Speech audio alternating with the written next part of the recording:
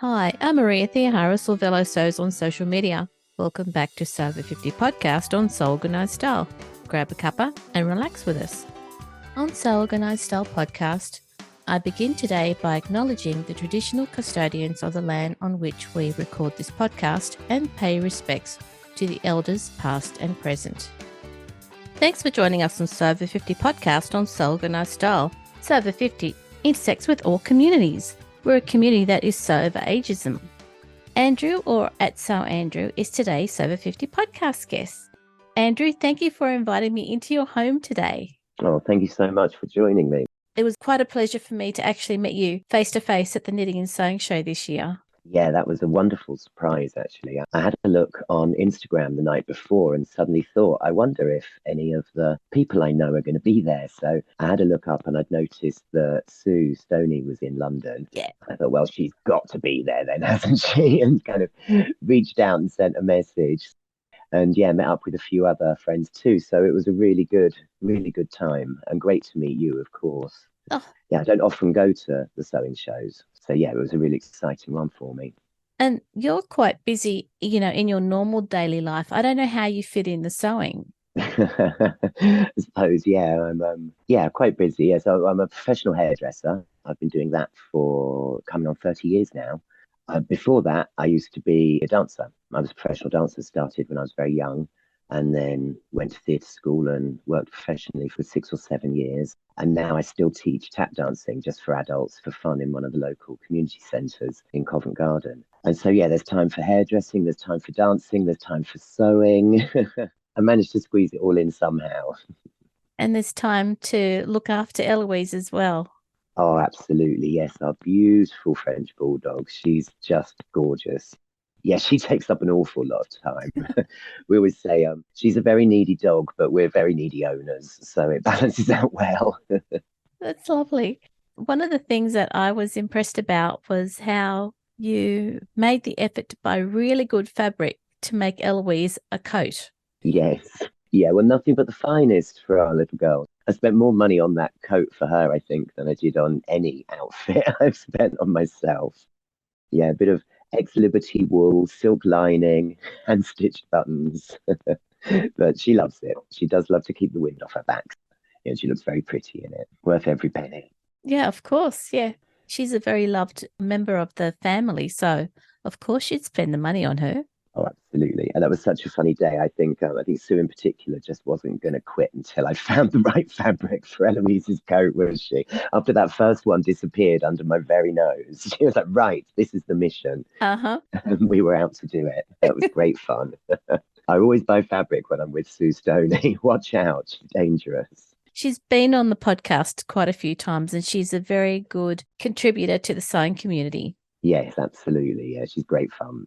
I've been really lucky to have met her. Oh, yeah. Yeah, very lucky. Yeah, she's quite a gem. How did you start sewing? I guess I had a few false starts with sewing, really. I mean, as a kid, we did half a term of sewing at school. At the time, I think we made an apron. I just never really remember it being sold to us, especially the boys, as something that you could really get behind and enjoy doing. It was something that most people ridiculed more than anything. But my mum always had a sewing machine. And of course, when I started dancing at the age of 11, I was in the school shows. Although mum would never say that she could sew, she always ran up a costume for the dance school panto. And I remember, through the 70s, she showed us how to sew triangles into our jeans to make flares. Yeah. I mean, well, when I was a dancer, I was exposed to a lot of beautiful sewing. I used to hang out quite a lot in the wardrobe department. One of the shows I was in had a big Ziegfeld number. The girls had all these amazing beaded costumes that were so big they couldn't even wear them. They had to be lowered down from the flies onto them to be able to parade in them. And of course, the beads would constantly be flying off. Wardrobe would call for anyone who wanted to come in and help out sewing bugle beads onto the dresses and stuff. So I got to see all of that in action. And of course, having handmade clothes for me for the shows, that was a wonderful treat, which I didn't get again for a very long time until I started making my own. But I suppose it was watching the sewing bee that really made me realize that that was something that I might be able to do. Watching people make clothes on TV, it was a eureka moment for me. And I'd always liked making things anyway. I've done woodwork and decorating, and rather than put up a shelf, I'd build a shelf.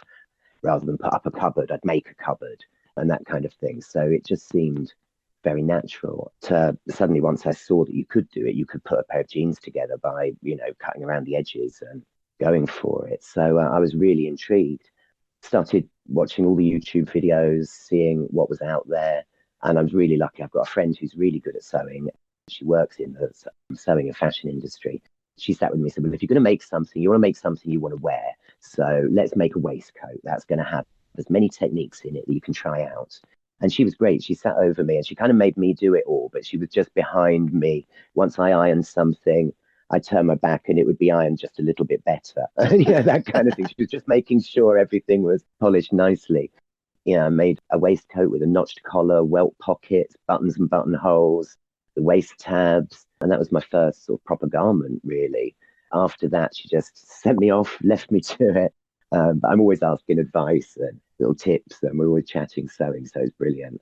But yeah, I think that kind of jumping in at the deep end really made me get caught in it really quickly. I fell really hard for it. Like a lot of sewers, the immediate thing is, I want to make everything. I want to make Yeah. everything in my wardrobe. And some people slow down and give up. I kept going. I kept going. I mean, yeah, almost 100% me made now.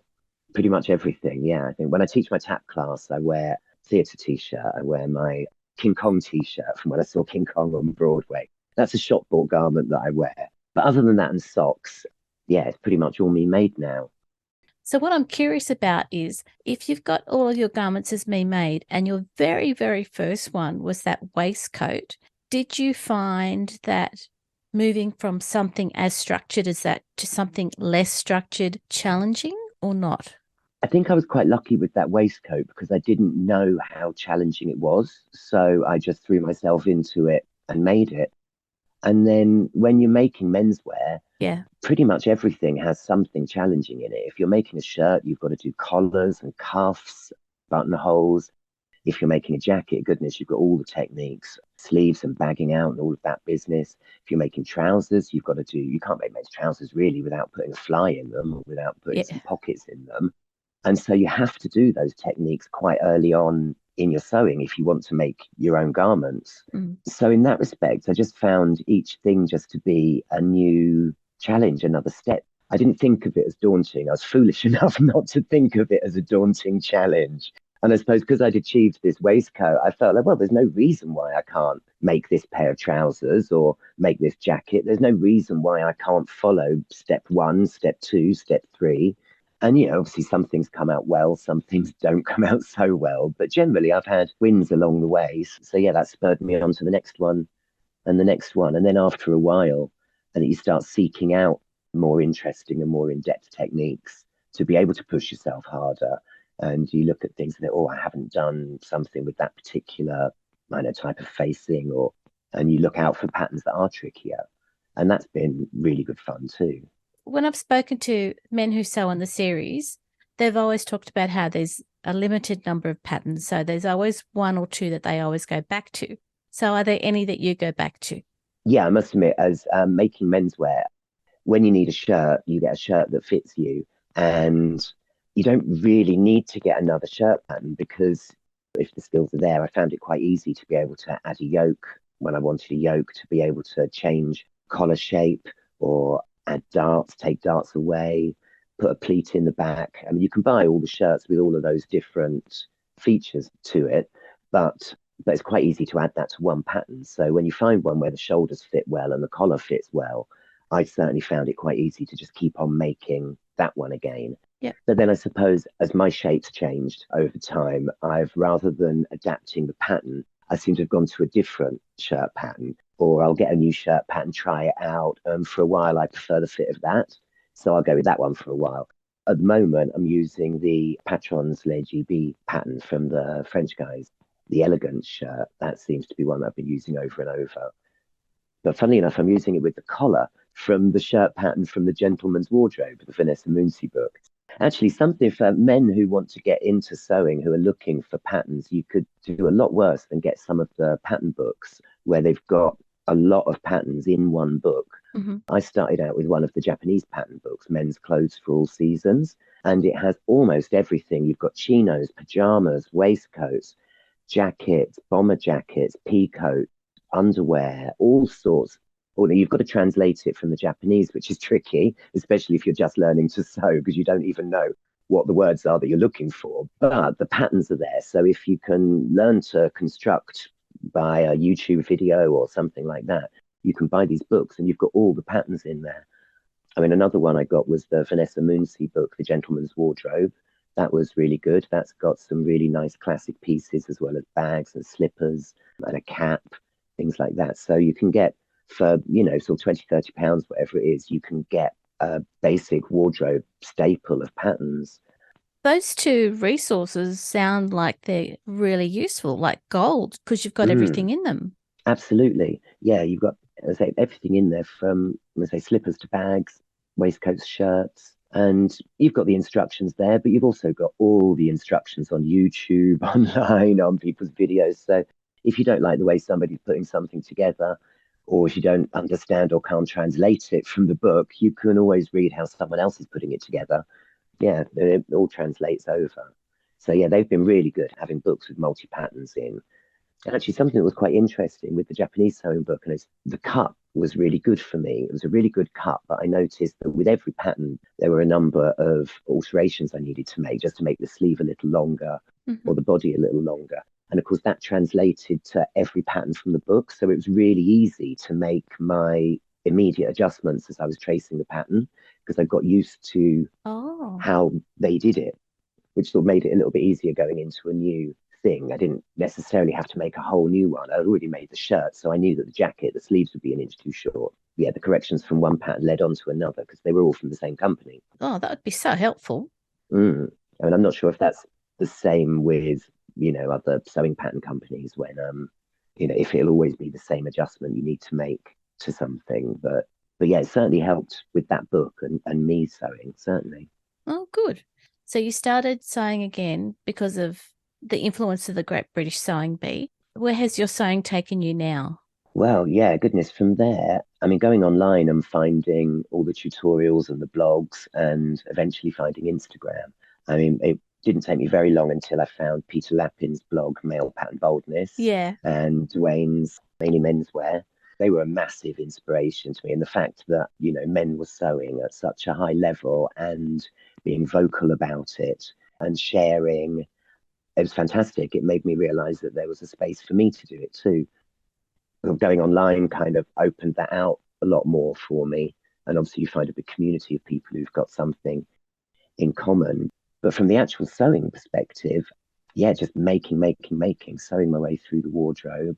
But that's also led on to, goodness, well, quite early on, I was really lucky. I got contacted by Norris Danteford and Mealy G to be one of the contributors for their sewing magazine, So Deaf.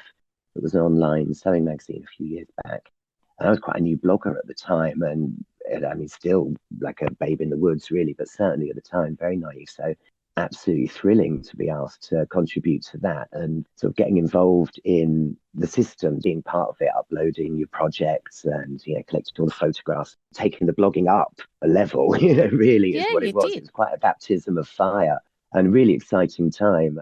It's a shame the magazine was so short lived, really, in the end, but it was a whirlwind of a time and really exciting. And since then, I've been really lucky. I was approached by Fiber Mood and they asked if I'd do some social sew alongs. That started during the lockdown when they stepped up their sew along program. And I've done, goodness, I think 4 or 5 maybe sew alongs for them live on Instagram. That's been really good fun. And becoming a FAF ambassador, that was really exciting. I get to play with the fancy machines now. I mean, that's really made it possible to get to use some of the really cool, kind of cutting edge, top of the range equipment that I wouldn't necessarily afford for myself. And yeah, so that's been really exciting too. And yeah, it's nice how I've been sort of making for myself and friends and others, but I've been able to get a few opportunities in teaching, which has been really good fun. I think naturally I've always gone to teaching from a hobby. Like I danced as a hobby and then I performed as a dancer and now I teach tap dancing. I'm a hairdresser. I've also taught hairdressing. Now having taught myself to sew, I guess I'm interested in sharing that with other people. So yeah, I've got a few exciting things coming up there, which all just the big progression, I guess the natural progression for me is to sort of head into teaching rather than doing it for people. I'd rather show people how to do it themselves. And it's a nice part of the ever evolving hobby of sewing, of every hobby, of everything really. Just a bit of constant evolving keeps you on your toes, doesn't it? Yeah. This teaching that you're talking about, is that something that we're going to look forward to in 2023?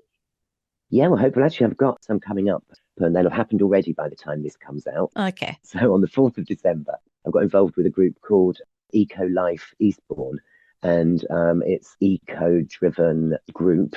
One of the ladies involved is a sewer, and they have open sessions, mending and repair sessions, but they also teach classes. And NIDA invited me along to go and teach some classes in the November, December sessions. So I'm going to teach how to make a dog harness inspired by the ones I've been making for Eloise.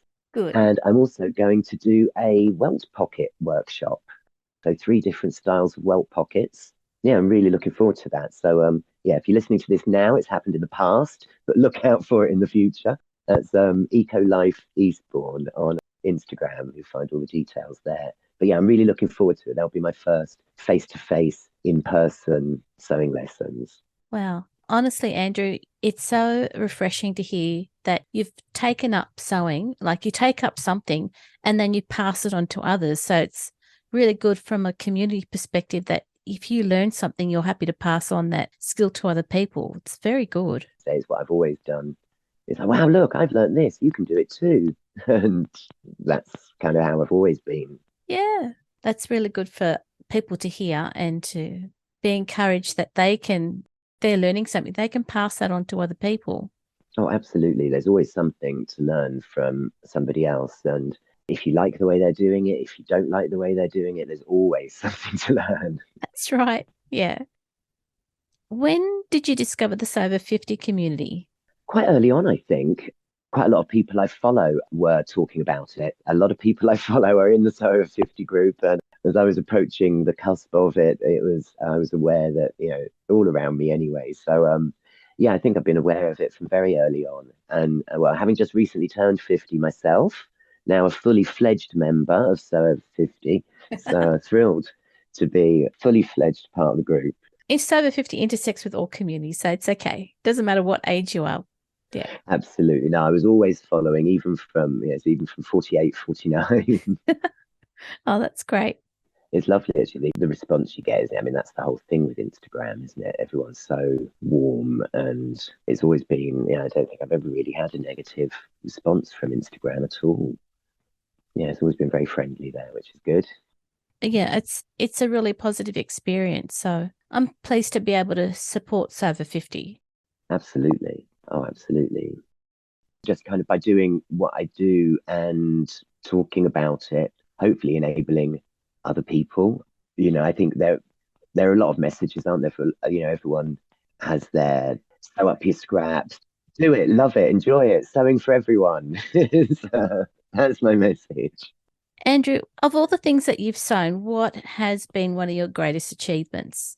I suppose the biggest achievement was for my nephew's wedding. I made the suit, and that felt great because it was the culmination of everything I'd been making, really. It was a little while ago now, with the waistcoats, making shirts and the jackets and trousers, and just having everything at the level where I felt confident wearing all of it in one go to a wedding, standing up in front of everyone. I mean, technically, it was a 5-piece because I made the shirt and the tie to go with it as well. Oh, So, wow. yeah, the 3 pieces of the suit and the shirt and tie. My mum hand knitted the socks, Oh, and I did have some very fancy handmade shoes, but they weren't made by anyone I knew. They were. But also, I think your greatest achievement is the last thing you've made when it's got all your best skills in it. It's got your best top stitching on it.